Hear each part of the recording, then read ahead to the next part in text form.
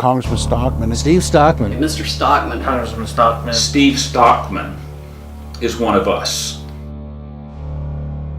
Steve Stockman was a force of nature when he got to Congress, and he made things happen. It was an exciting time to have somebody like Steve Stockman working on behalf of the gun owners of America across the country, but on so many other conservative issues.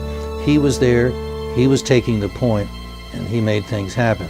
Steve's ideas and philosophy resonated with the union workers who were not pleased with the way Washington was conducting things with NAFTA and the free trade. In 2014, Steve sponsored a bill to build a wall to limit MS-13 and to stop drugs from coming into the United States illegally. 1 month into his term, he brought Ted Nugent, who's an NRA board member, to the State of the Union as his guest to make a statement that he believes in Second Amendment rights and the Constitution.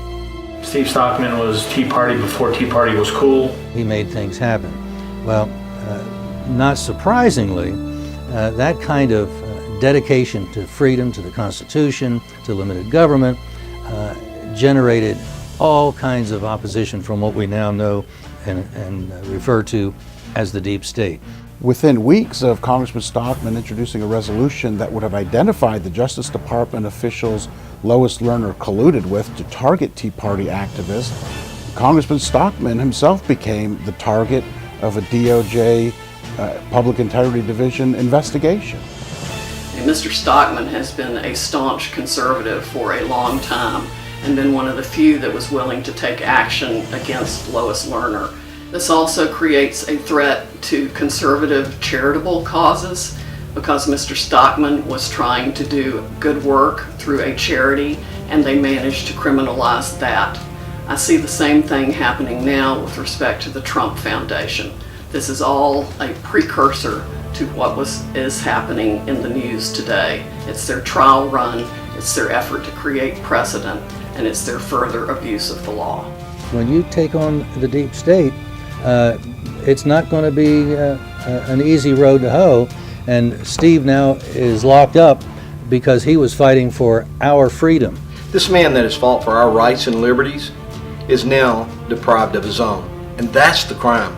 The similarities between Congressman Stockman and President Trump are quite amazing. One of the things that struck me when Donald Trump announced for office and when he was campaigning, and certainly as he has carried out his duties as president, is that it was like watching Steve Stockman elected at the national level. The two have very many things in common, but the most important thing that I can say is that they came to Washington to challenge the establishment. And it's just going to be very difficult to think of spending the rest of my life without my partner, and for Steve to spend the rest of his life in prison. It's just very tough to think about that.